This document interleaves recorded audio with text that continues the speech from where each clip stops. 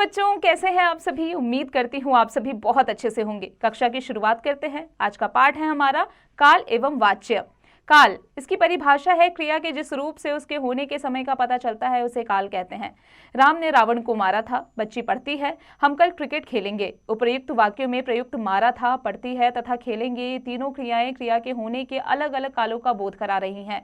काल द्वारा हम यह पहचानते हैं कि क्रिया हो चुकी है या हो रही है अथवा होगी। काल के प्रकार, काल के 3 प्रकार होते हैं: भूतकाल, वर्तमान काल और भविष्यत काल। भूतकाल, क्रिया के जिस रूप से उसके बीते समय का बोध हो उसे भूतकाल कहते हैं। जैसे वह खाना खा रहा था, तेज हवा चल रही थी, सर्वज्ञ पुस्तक पढ़ रहा था। उपरोक्त वाक्यों में खा रहा था, चल रही थी और पढ़ रहा था क्रियाएं बीते समय का बोध करा रही हैं, अतः ये भूतकाल की क्रियाएं हैं। भूतकाल के निम्नलिखित 6 भेद होते हैं: सामान्य भूतकाल, आसन्न भूतकाल, पूर्ण भूतकाल, अपूर्ण भूतकाल, संदिग्ध भूतकाल और हेतुमद भूतकाल। सामान्य भूतकाल, क्रिया के जिस रूप से साधारणतया बीते हुए समय में क्रिया के होने का बोध हो वह सामान्य भूत क्रिया कहलाती है। जैसे मैंने पत्र पढ़ा, प्रधानाचार्य ने भाषण दिया। उपरोक्त वाक्यों में पढ़ा तथा दिया क्रिया रूप से साधारणतया बीते हुए समय में क्रिया का होना प्रकट हो रहा है, लेकिन क्रिया समाप्त हुए थोड़ी देर हुई है या अधिक इत्यादि विशेषता का बोध नहीं हो रहा था। ये सामान्य भूतकाल की क्रियाएं हैं।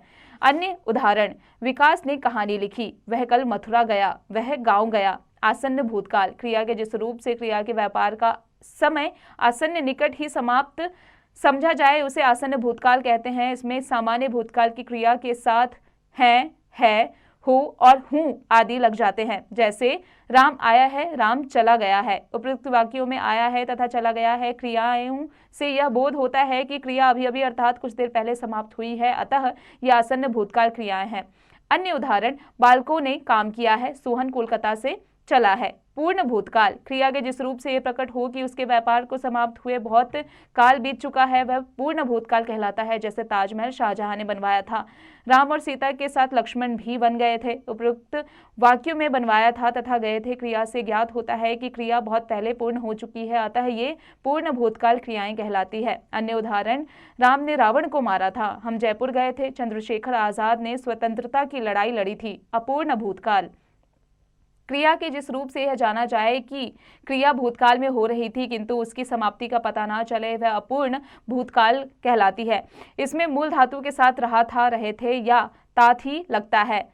जैसे किसान हल चला रहे थे, माँ खाना बना रही थी। उपयुक्त वाक्यों में चल रहा थे तथा बना रही थी क्रिया से यह बोध होता है कि हल चलाने की, खाना बनाने की क्रिया भूतकाल में प्रारंभ हो गई थी, लेकिन उनकी पूर्णत क्रिया ज्ञात नहीं होती, अतः ये क्रियाएं अपूर्ण भूत कहलाती है। अन्य उदाहरण है: वह मधुर गाता था, राम पढ़ रहा था, सनी मंदिर जाता था, रश्मि खेल रही थी। संदिग्ध भूतकाल, क्रिया के जिस रूप से भूतकाल तो प्रकट हो किंतु क्रिया के होने में संदेह हो उसे संदिग्ध भूतकाल कहते हैं। इसमें सामान्य भूतकाल की क्रिया के साथ होगा, होगी, होंगे आदि लगता है। जैसे वह विद्यालय गया होगा, माँ खाना पका रही होगी। उपयुक्त वाक्यों में गया होगा तथा रही होगी क्रिया से कार्य के भूतकाल में होने का बोध होता है, लेकिन यह ज्ञात नहीं होता कि क्रिया पूर्ण हुई थी या नहीं, अतः ये संदिग्ध भूतकाल की क्रियाएं हैं। अन्य उदाहरण: रमा गई होगी, उसने खाना खा लिया होगा, तुमने कहा होगा। हेतुमद भूतकाल, हेतुमद भूतकाल क्रिया का वह रूप है जिसमें भूतकाल में होने वाली क्रिया का होना किसी दूसरी क्रिया के होने पर अवलंबित हो, अर्थात एक क्रिया दूसरी क्रिया का कारण हो। इसमें मूल धातु के साथ ता, ती, ते लगता है। उदाहरण: रमेश अच्छी तरह पढ़ना तो उसे सफलता मिल जाती, यदि बारिश न होती तो मैं अवश्य खेलने जाता। वर्तमान काल, क्रिया के जिस रूप से क्रिया के वर्तमान समय यानी चल रहे समय में होने का बोध हो उसे वर्तमान काल कहते हैं। जैसे यश पत्र लिख रहा है, रानी खेल रही है, कपिल गाना गा रहा है। उपयुक्त वाक्यों में लिख रहा है, खेल रही है तथा गा रहा है क्रियाओं से कार्य के वर्तमान काल में होने का बोध हो रहा है, अतः ये वर्तमान काल की क्रियाएं हैं। अन्य उदाहरण: बादल गरज रहे हैं, माँ खाना बना रही है, अध्यापिका पढ़ा रही है। वर्तमान काल के भेद, वर्तमान काल के 3 भेद हैं: सामान्य वर्तमान काल, अपूर्ण वर्तमान काल और संदिग्ध वर्तमान काल। सामान्य वर्तमान काल, क्रिया के जिस रूप से क्रिया के वर्तमान काल में करने अथवा होने का बोध होता है उसे सामान्य वर्तमान काल कहते हैं।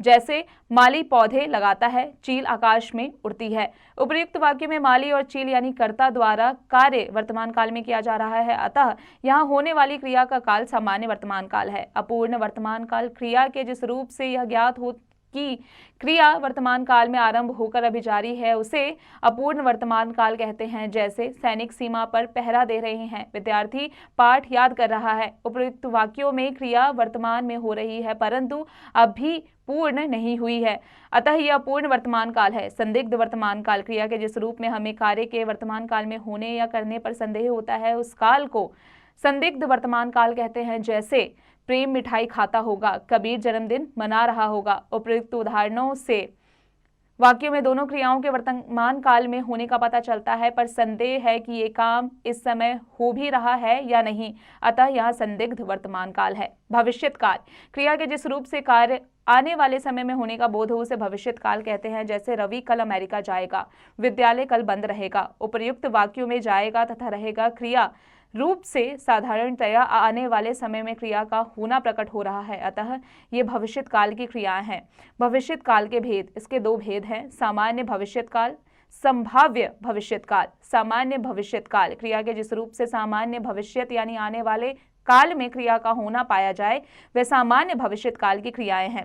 जैसे माँ कश्मीर जाएगी, कल्पना 10 बजे आएगी और जतिन कल आएगा।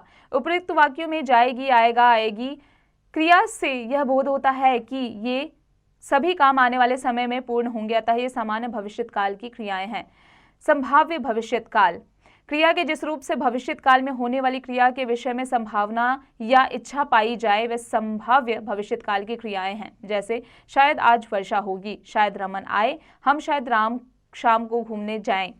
उपयुक्त वाक्यों में हो, आए, जाएं क्रियाएं कार्य के होने का निश्चित रूप से बोध नहीं करा रहा है किंतु उनकी संभावना का पता चलता है, अतः ये संभाव्य भविष्यत काल की क्रियाएं हैं। वाच्य, जिसकी परिभाषा है क्रिया के जिस रूप से यह पता चले कि वह कर्ता, कर्म या भाव में से किसके अनुसार प्रयोग की गई है वह वाच्य कहलाता है। जैसे राघव पानी पीता है, इस वाक्य में पीता है क्रिया है, यहाँ क्रिया राघव कर्ता के लिंग वचन के अनुसार, इसलिए इस वाक्य में कर्ता प्रधान है, अर्थात यह वाक्य कर्तवाच्य है। राघव के द्वारा पानी पिया जाता है, हम इस वाक्य में पिया जाता है क्रिया है, यहाँ क्रिया कर्ता के अनुसार नहीं बल्कि कर्म यानी पानी लिंग और वचन के अनुसार प्रयोग हुई है, इसलिए इस वाक्य में कर्म प्रधान है, अर्थात यह वाक्य कर्मवाच्य है। राघव से पिया नहीं जाता, इस वाक्य में क्रिया का भाव प्रकट हो रहा है और यह अकर्मक क्रिया है, अतः यह वाक्य भाववाच्य है।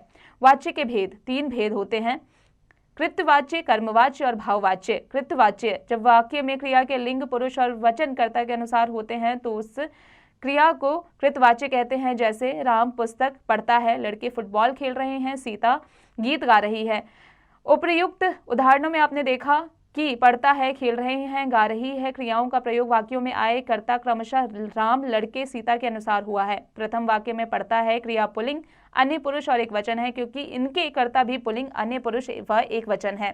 दूसरे वाक्य में खेल रहे हैं क्रिया बहुवचन और पुल्लिंग रूप में प्रयुक्त हुई है क्योंकि कर्ता लड़के पुल्लिंग व बहुवचन है, अतः ये सभी कृतवाच्य के प्रयोग हैं।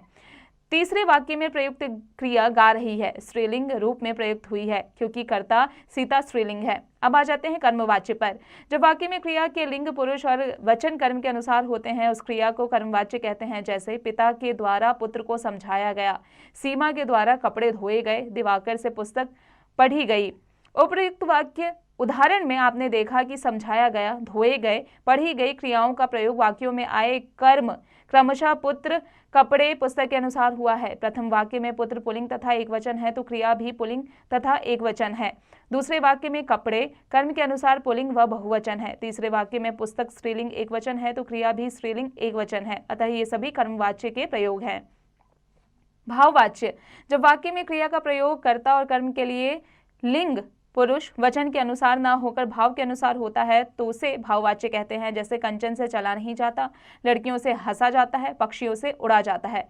उपयुक्त उदाहरण में आपने देखा कि ये सभी क्रियाएं अकर्मक है। अकर्मक क्रिया में कर्ता गौण हो जाता है और भाव अर्थात क्रिया की प्रधानता होती है तो क्रिया हमेशा पुल्लिंग, अन्य पुरुष और एक वचन में आती है। वाक्यों में प्रयुक्त क्रियाएं नहीं चला जाता, हंसा जाता है तथा उड़ा जाता है, सभी क्रियाएं भाव प्रधान व कर्मक है, अतः ये सभी भाववाच्य के प्रयोग हैं। वाच्य परिवर्तन, कृतवाच्य से कर्मवाच्य बनाना। कर्ता के साथ से, द्वारा या के द्वारा जोड़ दीजिए। क्रिया में आ, ई अथवा या जोड़ दीजिए तथा उसके बाद जा धातु का कर्म के लिंग, वचन, पुरुष तथा काल के अनुसार प्रयोग कीजिए। कर्म के साथ लगी विभक्ति यानी परसर्ग हो तो उसे हटा दिया जाता है। कृतवाच्य, दिवाकर कविता लिखता है। कर्मवाच्य है, दिवाकर से कविता लिखी जाती है। कृतवाच्य है, धोबी कपड़े धोता है। इसी प्रकार कर्मवाच्य, धोबी द्वारा कपड़े धोए जाते हैं। मोहन पौधे लगाता है, मोहन द्वारा पौधे लगाए जाते हैं। कृतवाच्य से भाववाच्य बनाना, कर्ता के साथ से जोड़ा जाता है। क्रिया का प्रयोग सदा अन्य पुरुष एकवचन में किया जाता है। क्रिया को सामान्य भूतकाल में बदल दिया जाता है और काल के अनुसार जा का उचित रूप जोड़ा जाता है। जैसे कृतवाच्य दीदी सो रही है और भाववाच्य है दीदी से सोया जा रहा है। रोगी उठ नहीं सकता, रोगी से उठा नहीं जाता। मैं नहीं खेलता, मुझसे खेला नहीं जाता। कुत्ता नहीं भौंकता, कुत्ते से भौंका नहीं जाता। विशेष भाववाच्य का प्रयोग अधिक निषेधात्मक रूप में होता है। बच्चों आओ दोहराएं। काल कार्य होने के समय का बोध कराता है। काल के भेद भूतकाल, वर्तमान काल और भविष्यत काल। भूतकाल क्रिया के बीते समय में होने का ज्ञान कराता है। भूतकाल के भेद सामान्य भूतकाल, आसन्न भूतकाल, पूर्ण भूतकाल, अपूर्ण भूतकाल, संदिग्ध भूतकाल, हेतु मद भूतकाल। वर्तमान काल क्रिया के चल रहे समय में होने का ज्ञान कराता है। भविष्यत काल क्रिया के आने वाले समय में होने का ज्ञान कराता है। क्रिया के जिस रूप से यह पता चले कि वह कर्ता, कर्म या भाव में से किसके अनुसार प्रयोग की गई है वह वाच्य कहलाता है। वाच्य के प्रकार कृतवाच्य, कर्मवाच्य, भाववाच्य। कृतवाच्य में कर्ता प्रधान होता है, कर्मवाच्य में कर्म प्रधान होता है और भाववाच्य में भाव प्रधान होता है। बच्चों अब आ जाते हैं इसके अभ्यास कार्य पर। बच्चों अब आप इसका अभ्यास कार्य स्वयं कीजिएगा।